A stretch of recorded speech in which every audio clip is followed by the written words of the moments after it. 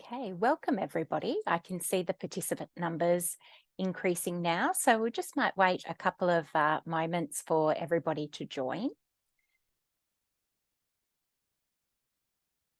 Thank you for joining today. This is an update for the 2023.2 Clinical Competency Exam.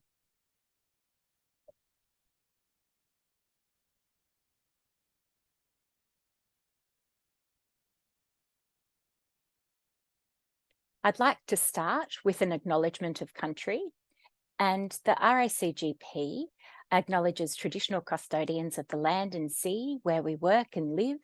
We recognise their continuing connection to land, sea and culture and pay our respects to elders past, present and future. I'd also like to acknowledge and welcome any Aboriginal or Torres Strait Islander people joining us for this session, either live or recorded later. I myself am on Gubbi Gubbi country, and I'd like to acknowledge all the countries that people from around Australia are joining us on tonight. So welcome. I'm Dr. Rebecca Locke. I'm the National Assessment Advisor for the Clinical Competency Exam. And with me this evening is Dr. Adarika Jayasinghe, who's our CCE medical educator. So thanks, Rebecca. So tonight we plan to present information on the clinical competency exam, such as what to expect. We want to answer some frequently asked questions. We'd like to provide you some tips on how to best prepare and approach the CCE. And we will also do our best to answer your queries as they come in. Please submit your questions through the Q&A function rather than on the chat function. We thought we'd start today by just running a quick poll to make sure we're familiar with who is actually accessing this webinar live. So I'm just going to try and launch the poll, and hopefully you should have a little candidate quiz there. Sorry, let me try again.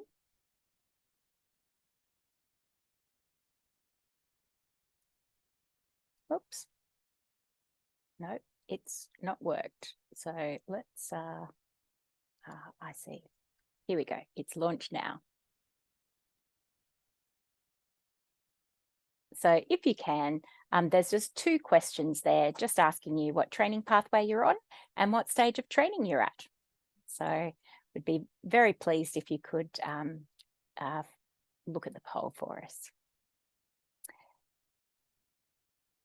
So I thought I'd start with themes of feedback. So every cycle, we ask candidates to tell us about what they want to know or their experience of having done the exam. And so in order to try and close the loop, as it were, I thought I would provide some information about the feedback that we've received. Although I recognise that this feedback has been received from candidates who have already sat the exam, the themes are certainly quite consistent over time. And so we know that there are some issues or problems, and so just really want to address some of your concerns as we go forward. So these are the themes that come through from last year's candidates. We know that you have to enrol in the CCE before you actually have your eligibility finalised, and so we know that having KFP results come out late is a real barrier and a problem for people wanting to enrol in the CCE. We are working to manage this, and hopefully it will be something that changes. Unfortunately, the KFP is done on a paper cycle at the moment, and has been for the last couple of years, despite our best efforts to get a new computerized system up and going. So it's that's really why the exam results from KFP aren't out by the time we need you to enrol in the CCE. So we are working at fixing this, but it does take time. The second thing that came back very strongly as a theme with candidates is the cost of the exam. People often comment that the cost of the exam is high, and that it's online, and that should somehow negate the cost of running the exam. Again, we run the exam to be a cost neutral or a cost recovery event. There are a lot of costs involved in putting the exam together, and I don't expect candidates to understand all the ins and outs of developing an exam, but suffice to say, the actual development of the exam, in terms of quality assuring the exam, and then having all of the examiners, administrators, role players attend the exam day for the cycles that we do is a costly operation.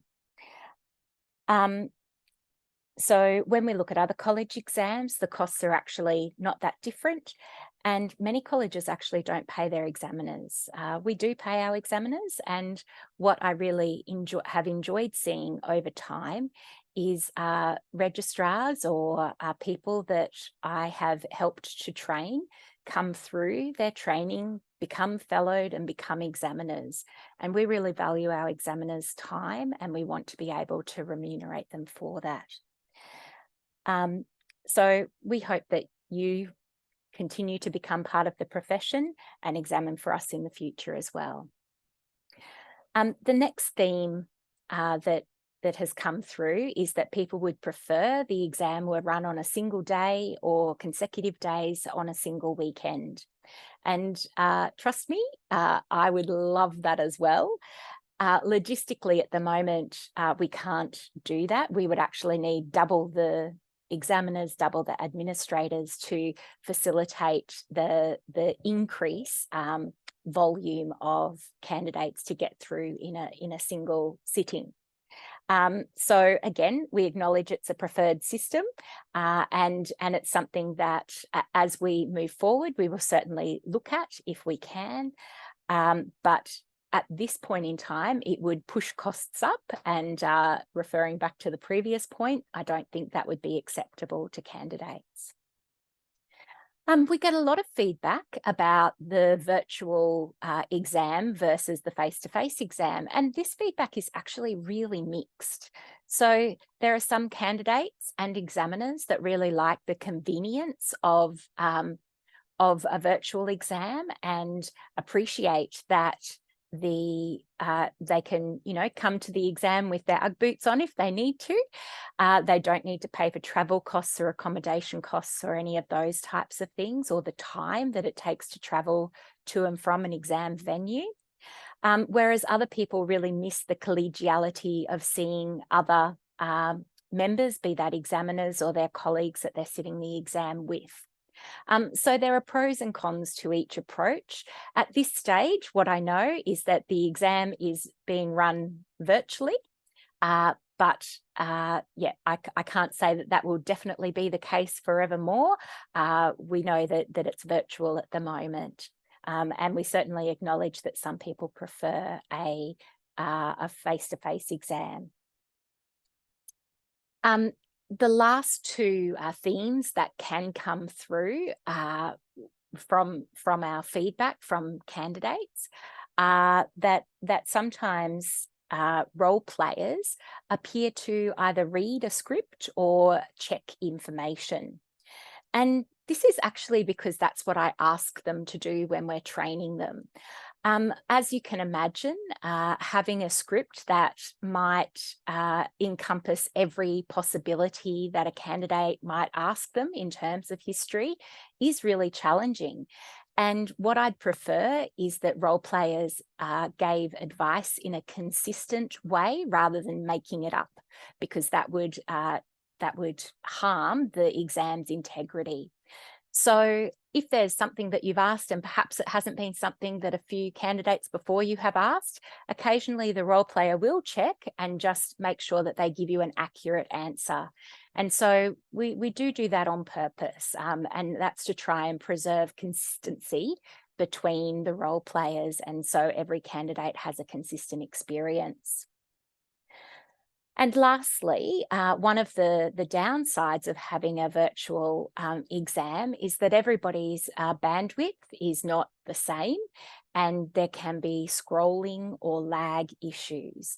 And this is something that I'd really like for candidates to be prepared on how to manage it. So one of the things that I can say doesn't help is by scrolling up and down trying to get it going, because then you often have that scroll when you're trying to read. Being really familiar with how Zoom works and how screen sharing works and how a PDF viewer works as well is really useful. And we do have a technical guide that can assist you with this. And I'd really encourage you to practice with other people who are preparing for the exam with you. I'd really like, if there were scrolling or lag issues, for you to just take a breath and then ensure that you're as close as possible to your internet source for the exam day, so close to your router or Wi-Fi there, and then don't over scroll. We'll speak a little bit about Zoom and how to manage it best, and how to also manage your reading time best a little bit later in the presentation as well.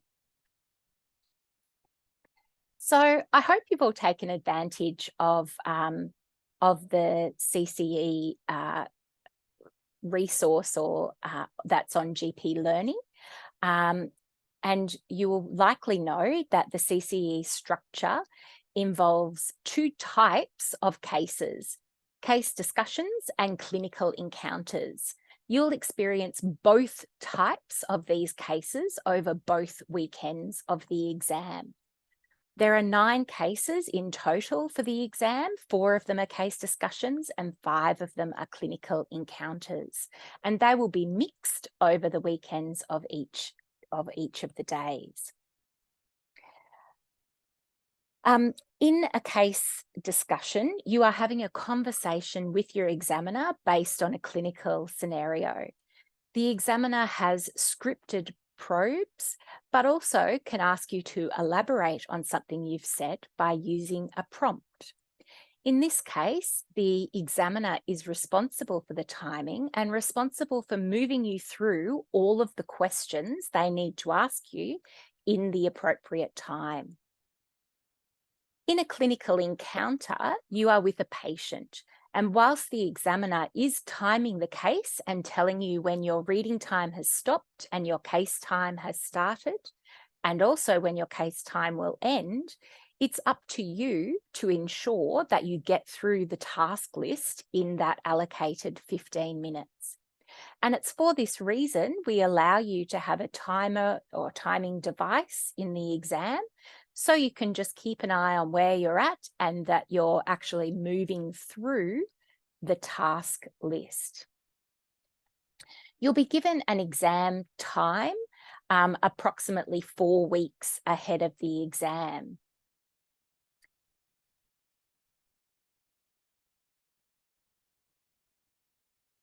So again, with clinical encounters, there's a limited sort of amount that we can ask you in that. They're based on real cases, and the tasks are clearly given to you. So it might be to take a history, provide a differential diagnosis, what are your initial investigations, and then what management we want you to undertake. I'd like you to remember that we can't mark you on what we don't hear or see. So try and use language or be overt about telling us what you're thinking about as well in both types of cases. But use appropriate language. So if you're thinking about a couple of different differentials, you might use different language in a case discussion where you're speaking with a peer compared to a clinical encounter where you're speaking with a patient.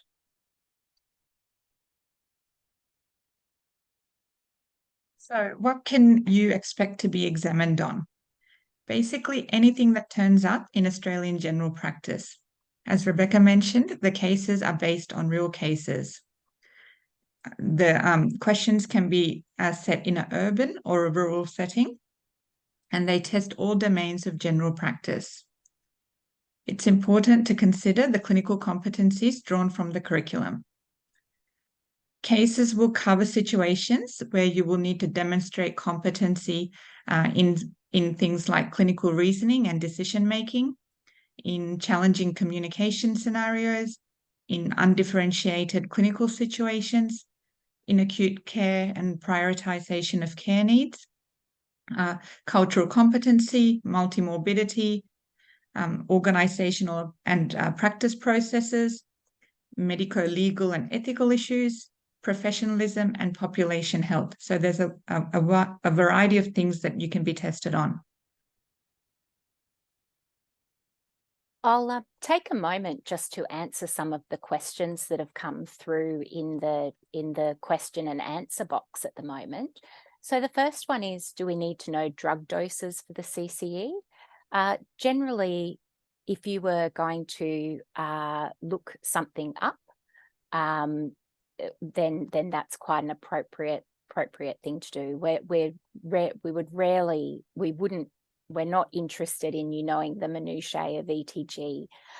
We do want you to have an idea of what types of management you would be considering. We do want you to think about drug interactions and polypharmacy, but that doesn't mean that you need to know exact drug doses for treatment. The next question is, will you be expected to examine patients?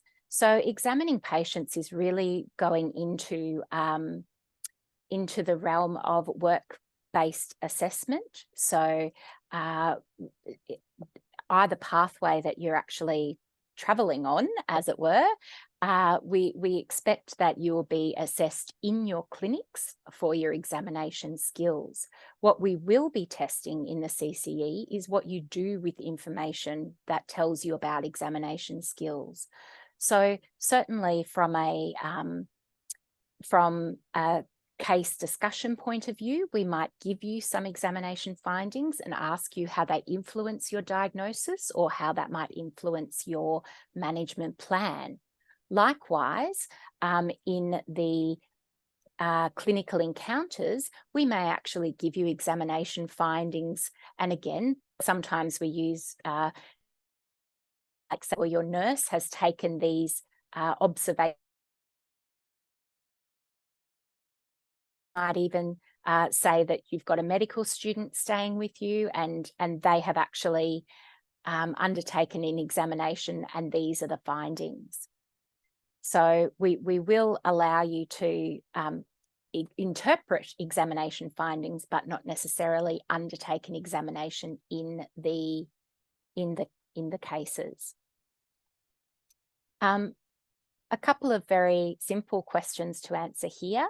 Will you see patient information sheet during the 15 minutes examination time?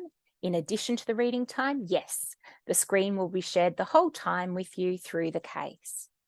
And will you have access to note paper in reading time and be able to refer to it in the 15 minutes? Yes, you are able to bring in pen and blank paper, and we ask you to tear that paper up at the end of each case, so you can certainly bring a pen and paper into the exam. And just to clarify, a recording of the session will be posted on the CCE web page for review or reference at the end of this session. In terms of a clock or timer, I've had some candidates tell me that they've used a simple kitchen timer or digital timer. Other people will use their phone just to look at it, but I really would advise you not to spend too much time thinking about your timing. It's really just to allow you to feel where you are in your 15-minute case. Even the clock that is sitting on your computer is something that is a reasonable thing. Yes, you are sitting the exam from your home. And can you scroll the screen after you're finished reading the scenario? Yes, you can. You can scroll backwards and forwards at any point through the case. On the day of the exam, which cases are case discussions and which cases are clinical encounter? The easiest way is you will only have an examiner in your room when it's a clinical discussion, and you will have both an examiner and a role player in the room when you have a clinical encounter. It will also be on the case that this is a case discussion, and it might say there are 4 questions in this case, and for a clinical encounter it will say your next patient is, and etc. etc. It is not possible for us to display the questions for case discussions physically, because some of them will cue information down the track. So we can only verbally give them to you one at a time. And yes, one candidate has to sit the exam on both weekends. So you will do either Saturday weekend 1 and Saturday weekend 2, 4 cases on the first weekend, 5 cases on the second weekend, or Sunday week 1 and Sunday week 2. I'll come back to the questions when we've gotten a little bit further through. So one of the common questions people ask is, how many stations do I need to pass out of the 9 stations? And essentially, there's not a minimum number of stations to pass. Each station has a pass mark, and the sum of all of those pass marks determines the overall pass mark. The pass mark for each station is set via a borderline regression method, and you can see an example of one of the rubrics that we might use for a question. This one is taken off our web page, and there are several cases on the web page which allow you to look at the different marking cases. Every case generates its own marking sheet, but all of the criteria come directly out of the rubric, which is also available on our CCE webpage. The CCE resource website and the GP Learning Candidate module each have examples of these. So you can see that in this one here, we've got 1, 2, 3, 4, 5 different areas that are measuring section 1, section 2, section 3, section 4, and section 9. So it jumped a few and didn't test any criteria out of 5, 6, 7, or 8, or 10. And so we've selected some criteria out of each of those competency areas to assess in this particular question. And so you will score on a Likert scale between competency not demonstrated and fully demonstrated, and the addition of that mark will meet that, will determine how you do overall in the case. You can also see examples of the average performance by competency area if you have a look in our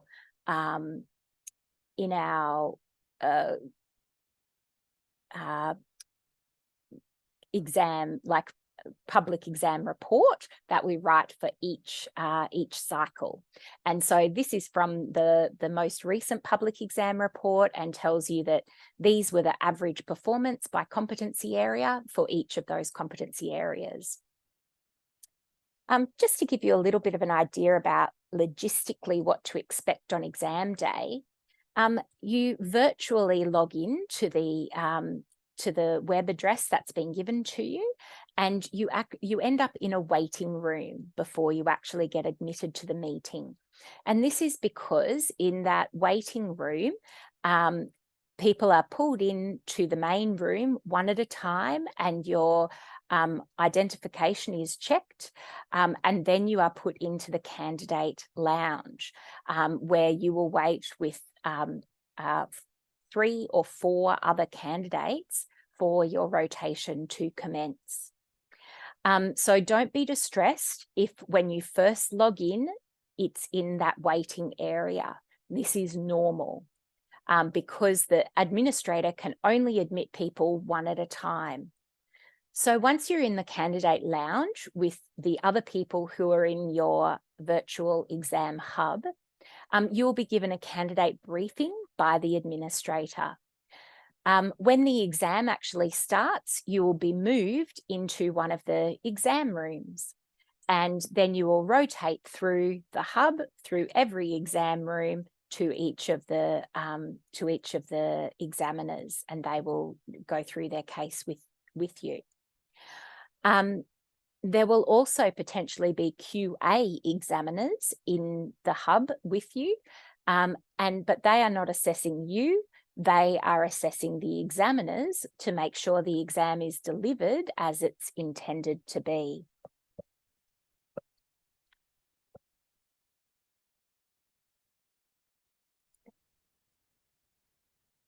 So there are various resources that you can utilize to help with your preparation for the exam. There's a couple of GP learning modules, and there are role plays with explanations on there. There's a CCE preparation activity, and then there's a CCE website that has lots of resources on there. Now, these resources include about 15 cases and some extra videos. There are technical resources and guidelines to optimize your setup. There's demonstrations of what to expect on exam day. The clinical competency rubric is on there. There are some tips to avoid common errors and a FAQs document.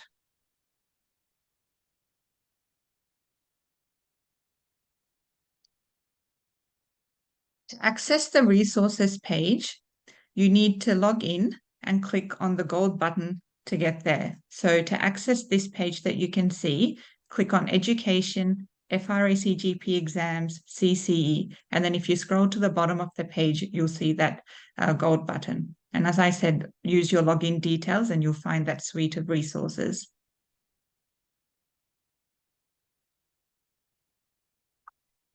In addition to the resources, there are other things that you can be doing to help you prepare for the exam. So we recommend that you be working in the full scope of general practice and consider a structured approach to every patient that you see. You could consider doing some random case analysis. There's a good GP Supervisor Australia guide on random case analysis that you can access. And there's also an Australian Family Physician article that explains what random case analysis is. Using random case analysis will help you prepare for the case discussions. And you can do this with your peers, with mentors, and with supervisors. I mentioned the competency rubric. Become familiar with it. It's important to concentrate on the first 4 competency areas and practice as much as you can. So practice with a friend or in a study group. For those on AGPT, your regional training team will provide you with the practice exam. For those undertaking FSP, there is exam preparation that will be incorporated into your program. We've provided additional cases that can be used for practice to each of the fellowship training teams. And we ask that these cases are not shared amongst your colleagues, as doing so will be a disservice to them.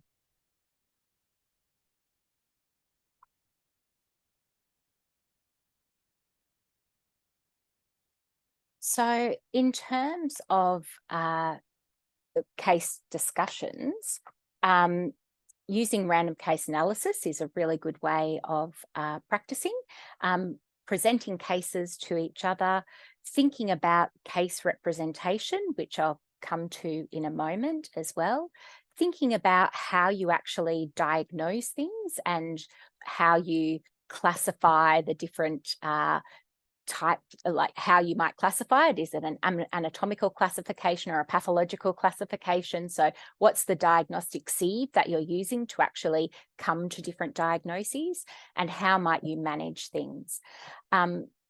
So in clinical encounters, you can practice every single day when you're at work. So think about structuring your consultations, look at the tasks, be really explicit when you're actually addressing the tasks. It's important that you say the words, that we can't, and your examiners are not mind readers. So if you're thinking about a diagnosis or thinking about telling the patient something, you need to actually verbalize that in the exam. We want you to see lots of patients, but also reflect on what you're not seeing so much of. So for some candidates, it's great to do an audit for a couple of days, perhaps get the next 50 patients you see. So that might be the next 3-4 days of looking at, what do you see and where are the gaps? I put a little message there of suspending disbelief. And what I mean there is there are obviously some things that are not perfect because we are holding this as an exam. And so I think coming into the exam with that expectation of, oh, this is perhaps not exactly like it is in practice. So that might be the way, as I said earlier, we've said the medical student has seen your patient and here are your examination results. You can trust that they are the examination results, that the medical student hasn't done a really terrible job of taking a blood pressure or examining the abdomen. So what we're trying to do there is provide you a way of seeing what the examination results are, and then assessing how you interpret them, rather than you actually thinking that you've taken on their information without, like, we know that that's a tool we use in the exam to manage that. So in case discussions, we're focusing more on the interpretation of information and your reasoning in both diagnosis and management. And in clinical encounters, we're looking at communication and patient-centered management. So again, this comes direct out of our public exam report. And you can see that of the 10 different competency areas, there are some that are measured much more heavily in the clinical competency exam than others. So particularly those first 4 to 5 areas are more heavily examined than the next 5 areas. So please make sure that you are concentrating your efforts on your communication and consultation skills, history taking, diagnosis and reasoning, and clinical management and reasoning. And a little bit of preventative health is also useful. So these areas are the ones that you want to focus on.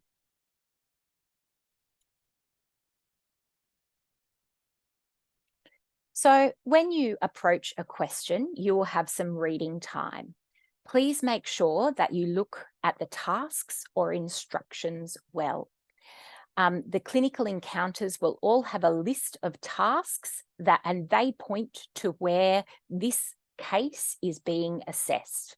So if the task says take a history, there are going to be criteria about information gathering and history taking.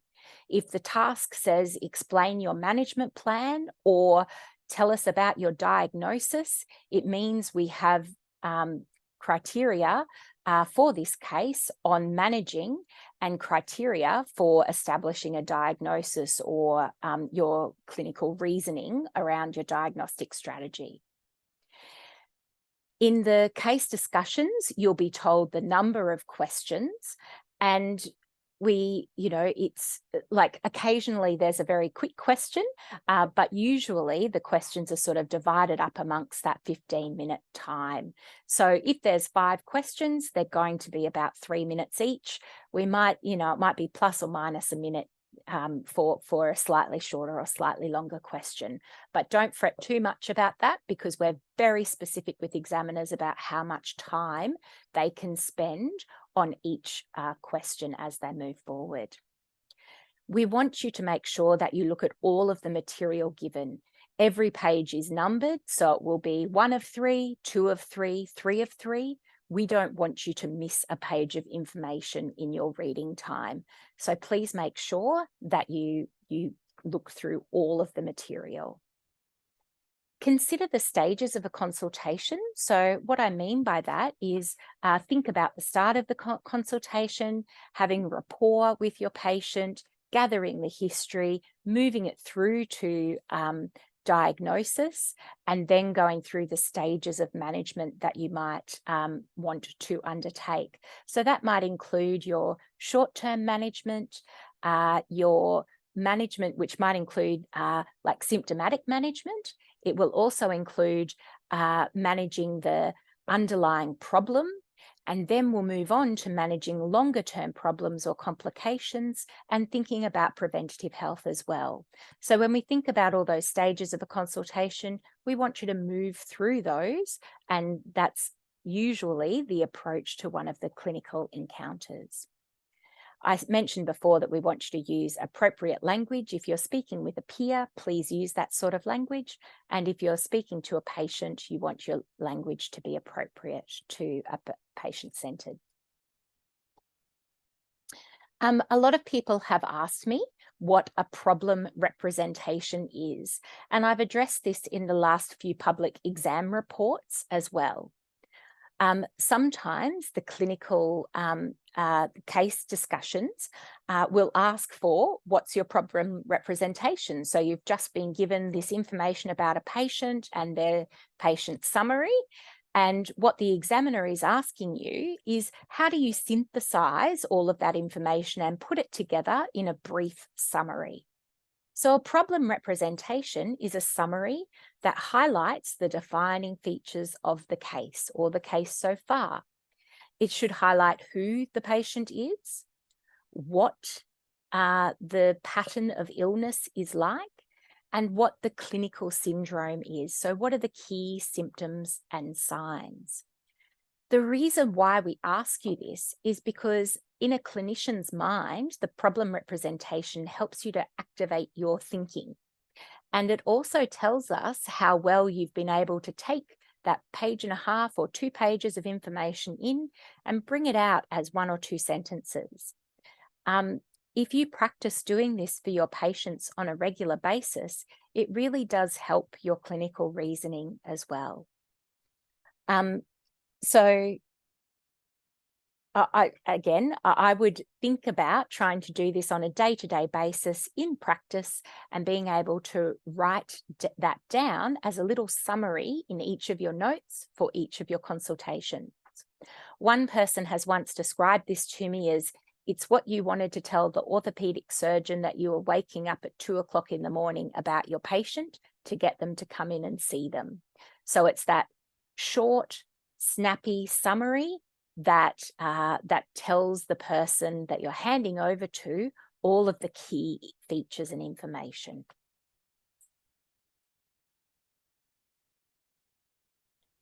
We want you to be able to use Zoom well. There is a technical guide available on the resources page. You should refer to the technical guide to ensure you can do things like resizing your screen to what you need to see. So you might want to, you might need to make the shared content bigger, or you may wish to have the role player's face tile larger. You can manage this whichever way you want, and it's important to look at that technical guide. These images that you can see on the slide are straight from the technical guide resource. Having a second internet source is also important.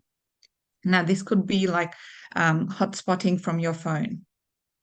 When we say hotspotting from your phone, we don't mean connecting to Zoom through your phone, but we mean using your phone's internet connection as an alternative to your home connection. Make sure you have tried your alternative internet source well before exam day. Make sure that passwords have been saved so you can automatically connect to your second internet source if needed. And once again, try it out before exam day.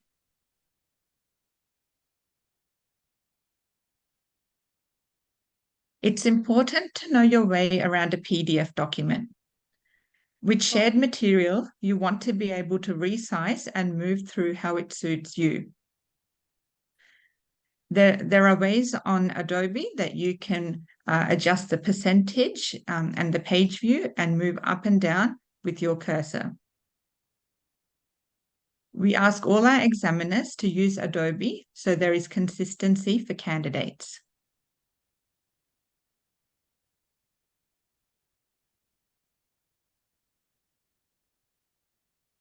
Now I will talk about what happens if something goes wrong for you on exam day. To minimize sound issues on the day, Use of a reasonable quality wired headset and microphone is recommended. If you experience any technical difficulties and drop out, then try to reconnect as soon as possible. Examiners can use the buffer time to make up for any technical difficulties. If your examiner drops out, stop and use the ask for help button, not the raise hand function. Using the ask for help button will call the administrator into your room and they will be able to help you. Please do not continue to speak to the role player if your examiner is not there. You can also check in with your administrator before you leave the exam if you have concerns. The RACGP has a standardized escalation protocol that we follow. And if you run into issues on the day and you cannot reconnect back into your Zoom room, then call the helpline.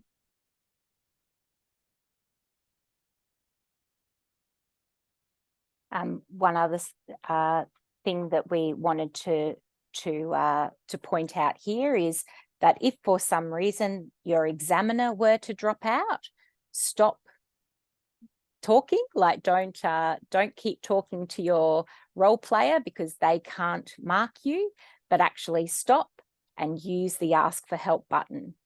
It's actually really uncommon for these sorts of technical things to happen, but we thought it was better to talk about them and give you some thinking preparation around them, because that way you can feel more prepared at the time. So if something were to happen, like your examiner dropping out, we would ask you to stop, use the ask for help button, and the administrator will direct you further on the day. If you are to drop out, we want you to jump back on as soon as you can, and that's why we want you to keep that email with your login close by on that day, and then we will manage it as soon as you get back in. Likewise, if it's needed, there is a helpline that becomes active on exam day that you can call for any problems. Again, we have technical staff on standby who can come into your hub and help you with any technical issues. But we do have a hierarchy of who the technical staff will help. They will help examiners first and candidates second. So we want to make sure that every examiner is able to deliver the exam appropriately. And so we put a little bit more emphasis on the examiners getting that external technical help first, because we hope that you have followed all the technical guidance that we have given you online and tested it before coming to exam day.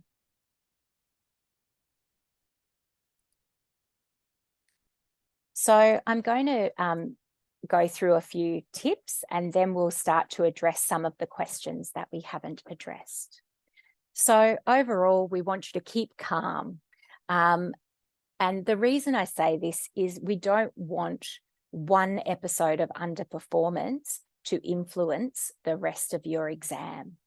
So if you have not performed well in one station, the next examiner doesn't know that. And so we don't want that to adversely affect you. So we really want you just to use some strategies to keep the anxiety at bay and keep going. We want to see what you do in practice. So there aren't tricks to this exam. If you don't know something, we're actually testing how you manage uncertainty or how you manage something that isn't it isn't what you expected. And it's okay not to know, but we're actually looking at, well, what do you do in this situation? Would you watch and wait? Would you refer? Would you ask for an opinion? So do those things in the exam just as you would do in practice, and tell us what you're thinking when you do that. So because it's as I say, a show you're working exam. And that sometimes means show your brain is working. We want to actually look at, what are you thinking? What are you worried about? And what are you going to do until this presents itself? I've already spoken about language and trying to keep it appropriate to the person that you're speaking with. But it also extends to using non-judgmental and non-racist language. So we've talked a little bit about suspending disbelief and trying to anticipate your technical needs. We want you to keep those tasks and timing in mind. And I've answered a few of the questions in the question and answer box already about about timing. And it is okay to use your phone as a timer. It is okay to have pen and paper there. We do want you to work to a structure and think about how you structure a consultation and work your way through that in each exam case. If you're feeling overwhelmed, pause, gather yourself, and summarize where you're at. It's an excellent technique for, especially when you're in a clinical encounter, where you can say, okay, I'm just going to take a moment. So far your presenting problem was XYZ, and we've established that this is happening. So I think that where I'm at from a diagnostic point of view is this, and now we're going to think about what we'll do next. So just pause, summarize, and then keep going. When I say suspend disbelief, again, I can't really hire 40 13-year-olds to run a 13-year-olds with a BMI of 14 to be the person with an eating disorder on the day. So sometimes your role player that you're seeing doesn't quite fit the information that you've been given on the piece of paper. And so I think that it's important to note when we give you a BMI, that is the BMI.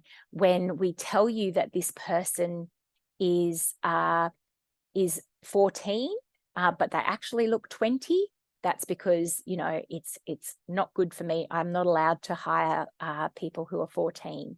Or likewise, I've hired somebody who's 55, but they're trying to be somebody who's 70. So again, it's that little bit of suspending disbelief because this is an exam situation. So we want you to work with what we have.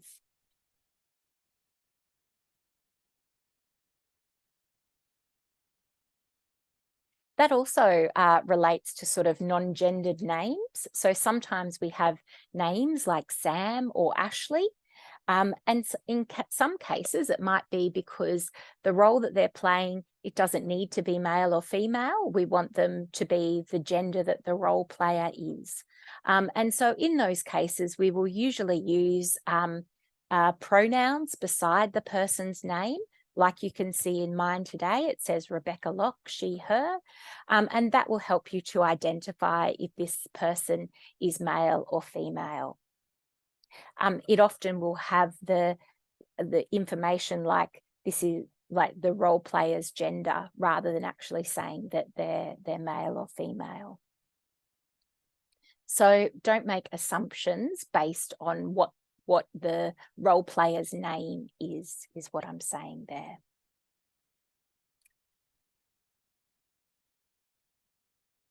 So we want you to use your reading time well to read and plan in that time.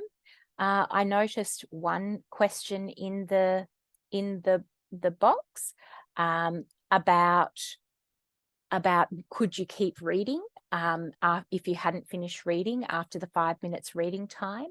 The aim is not to be a speed reader. The aim is to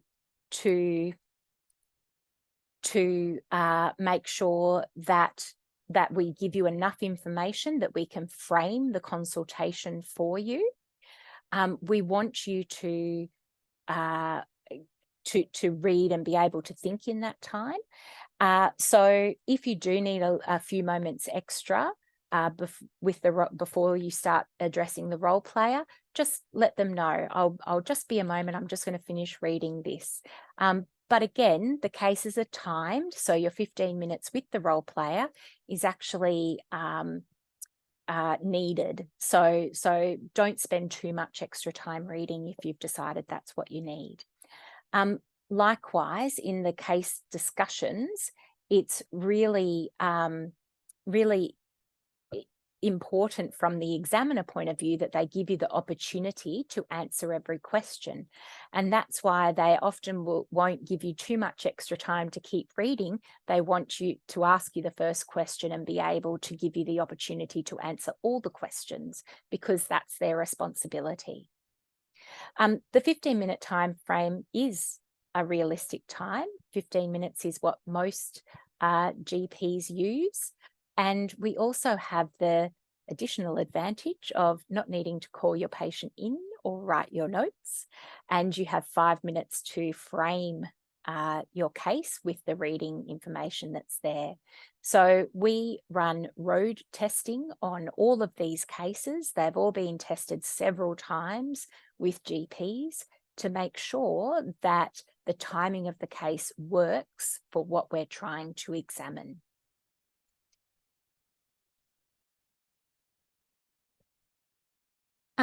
Do remember to look back at the notes that you make in your reading time as you go through the case, because I have often seen in-person OSCE exams in the past, people write down things that are really important in their notes, but then they don't verbalise them through the case. So we really want to make sure that people that we've been able to get that information off the piece of paper, out of your head and onto our marking sheet. So please communicate clearly with us. Think about rational and evidence-based investigations for management. We're not interested in you telling us every investigation that you'd like, that you want to order to cover every possibility. We want evidence-based and a rational approach to both investigation and management. One of the simple things you can do to give yourself a really good chance in this exam is to be able to do a smooth systems review with your patient. And again, because they're told there are specific things that they are able to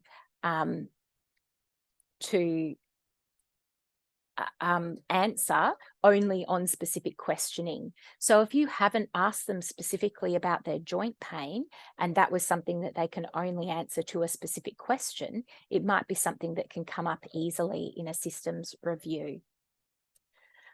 Make sure that you contextualize the patient. So we want there to be, we want there to be that patient-centered approach. So, for example, in our Aboriginal and Torres Strait Islander patient cases, we don't want it just about general Aboriginal and Torres Strait Islander health. We want it contextualized to this person in this situation. So you might need to ask a few more questions to be able to properly interpret that. Make sure you get familiar with the rubric and think about all the domains and competencies, and make sure you're familiar with them, and not only the competencies, but also the performance anchors that are all written in the competency rubric. So that is what our examiners are looking for. That they are the behavioural characteristics that tell us you have attained that competency. So, for example, one example might be the competency or competency criteria within communication might be users' active listening skills. And the way that we measure that, or what we're looking for, is that you use open and closed questions, that you are able to paraphrase what the patient has said to check your understanding. It might be that you signpost along the way that you are going to ask more sensitive questions. So they're the behavioural characteristics that we can see that help the examiner go, yes, they are using open like active listening skills. Occasionally, we get you to describe something that might need doing. So think about that in your daily practice. This might be something like you're sending a woman off for a colposcopy after a positive CST. So what would you expect her, just to give her a bit of advice on what to expect when she goes into colposcopy clinic? It's not that you would necessarily be doing it, but it's like you're consenting her for it, or giving some information about what that might be. Or it might be, you might be describing to a patient how they should take their preparation before they have a colonoscopy. So how are you going to describe that to the patient? So that's what we mean when we say you might need to describe doing something. Not that we would physically, or ask you to say, well, step 1, I'm washing my hands. Step 2, it's more in a patient context that we'd ask you to have a description around something that they might be able to expect. I'm going to stop my screen sharing now so I can see the questions more easily.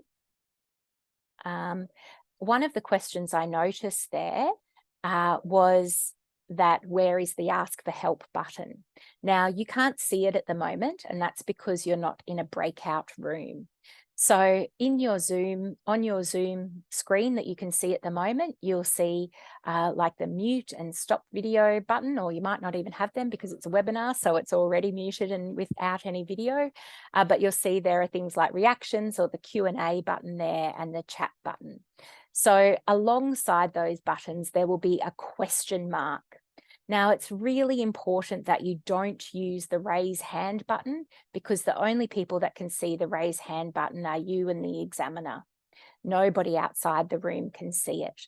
But the question mark is an Ask for Help button that appears when you are in a breakout room, which is what you'll be in on exam day.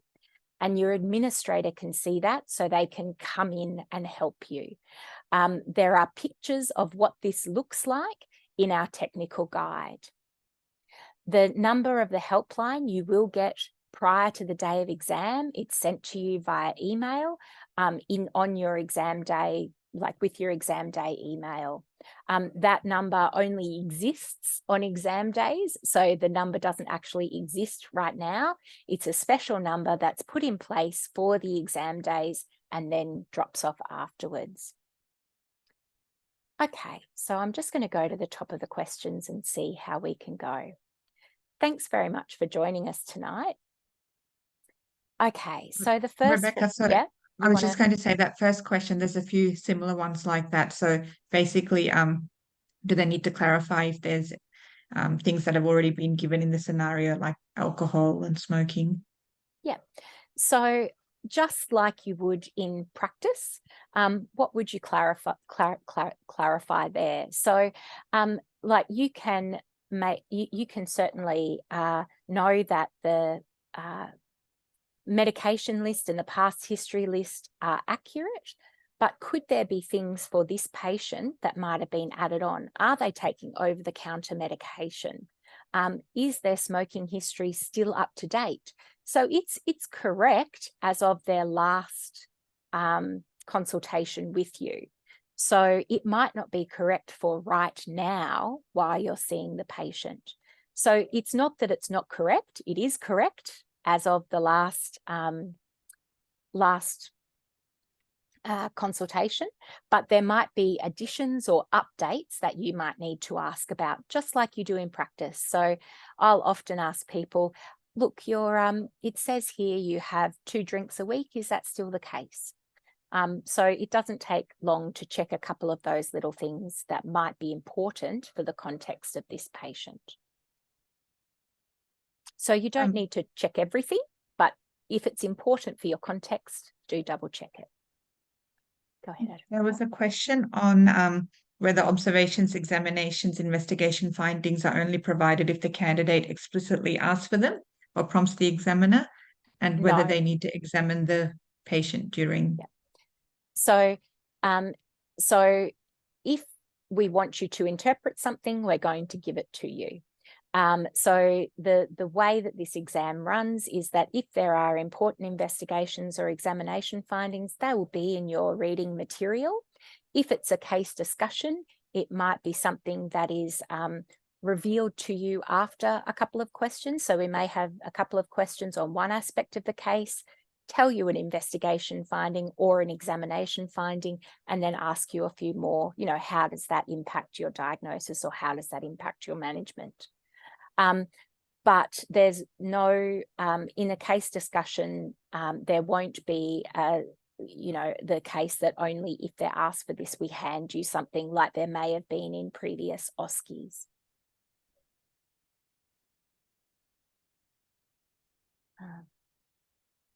Does that fully answer that one? Yep. There was a question about, can we say that we would discuss with our supervisor if we're unsure, or are we expected to be at consultant level? You are expected to be at consultant level. So it's not that you can't consult with other people. You know, I do that all the time, whether it's consult with a colleague or ring a specialist. However, what we're examining is that you are fit for unsupervised practice as a specialist general practitioner anywhere in Australia. And so that the scope of that includes sometimes making a decision rather than deferring to somebody else, or having a clear outline of what you'd like to do. And that might include consulting with people, but it doesn't include, oh, I'll just ask my supervisor. So it's a yeah, like yes and no. But you are expected to be at the level of a new fellow, not a 25-year-old, like 25 years on fellow, a new fellow. So that's the level we're aiming for. A question on, will there be research clinical analysis stations? So yes, there are some, we do examine EBM. What we don't do is what happened a few years ago with the RCE, which was sending out papers prior to the exam. Anything that you get for this exam will be given to you at the exam in the question. So it needs to be fairly short and sharp. So it might be an abstract, or we might give you a table or a diagram to analyse. So, and again, we always try and bring it back to a patient context. There are examples of cases like this on our website, on the CCE website. Any more important ones? Because I realise we've reached our time, and I saw one in the chat. In clinical encounters, do we speak to address the role player or the examiner? In a clinical encounter, you will interact with the role player only. The examiner is there, and they will start the case and stop the case in terms of the full timing. But otherwise, you will have an interaction with your patient as you would in practice. I can see that there's a lot of questions and answers here, and I hope that we can access the answers when we close the webinar. And what I would plan to do is look at all of these, and we'll make sure that our FAQ, which is on our website, is updated so these questions are answered.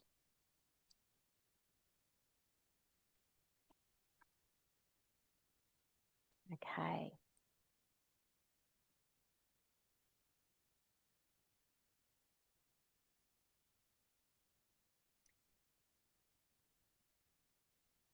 All right, so thank you all for joining us tonight. And I'd like to thank you for being patient with us as we go through the information. I'd really encourage you to use the resources that we have provided for you on the CCE website, as well as the public exam reports, because they're very useful and really should guide your study. So thank you, and this recording will be available on the CCE website as soon as we can get it there. So thank you very much.